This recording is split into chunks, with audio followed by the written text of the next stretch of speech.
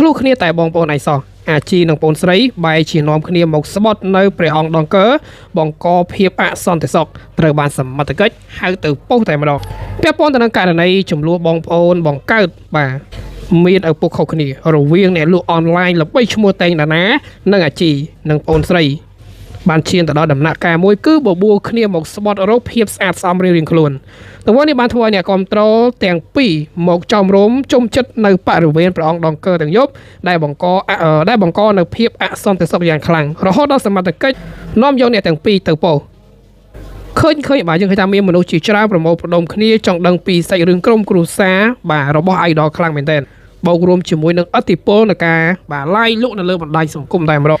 ប្រិមត្តមួយចំនួនអាចនឹងដឹងខ្លះៗហើយមកថាអាជីបាននិយាយដោយប្រយោលចោទប្រកាន់ទៅលើបាទប្អូនស្រីរបស់ខ្លួនដែលជាម្ចាស់បរិញ្ញាមួយរូបដែលបានទុកបំណុលឲ្យនាងដោះស្រាយនៅទឹកប្រាក់ប្រមាណជាជាង$30,000រួមទាំងមានការចោទប្រកាន់ទៅលើរឿង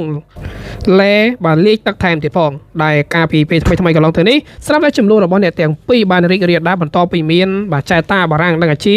មានពាក្យចំនួនពាក្យសម្ដីនឹងគ្នាបាទនៅលើបណ្ដាញសង្គមតែម្ដងជានៅថាការប្រយុទ្ធថ្ងៃទី21ខែតុលាតេងតាណានឹងស្វាមីដែលមានងារជាអង្គការបានចេញមកបកស្រាយតាក់ទងទៅនឹងការចោទប្រកាន់រឿងបំណុល$30,000លេលីទឹកនិងចំនួននៅក្នុងគ្រួសាររវាងអ្នកទាំងពីរជាបងប្អូនបង្កើតនឹងគ្នាប៉ុន្តែមានឪពុកខុសគ្នាទន្ទឹមទៅនឹងការ live របស់តេងតាណា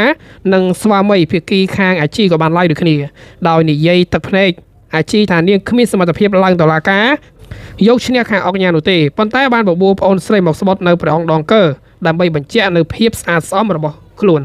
តើតើទៅនឹងរឿងរ៉ាវខាងលើនេះអាជីបានទៅដល់ទីតាំងមុនដោយបានទុកពេលរងចាំតេងតាណាមកស្បត់ស្បែកជាមួយគ្នាហើយនៅទីបំផុតតេងតាណានិងស្វាមីមិនខ្លាចទៅនឹងការស្បត់នេះបានមកដល់ទីតាំងបាទកន្លែងស្បត់ដូចគ្នាផងដែរ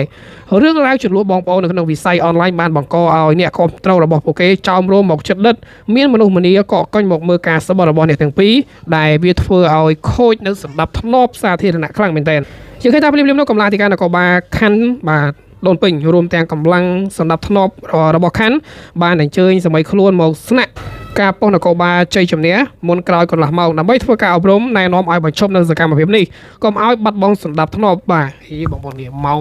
1ម៉ោង2យប់ហើយទើបនាំគ្នាមកស្បត់នៅព្រះអង្គដង្កើអញ្ចឹងបានថាចំនួនបងប្អូនឯងក៏ប៉ុន្តែទាញប្រជាជនបាទទាំងដែលស្ថានភាពយើងនៅព្រំដែនហ្នឹងមិនទាន់ចប់ទេក៏ប៉ុន្តែទាញយើងបាទចុះធ្លាក់នរកតែម្ដង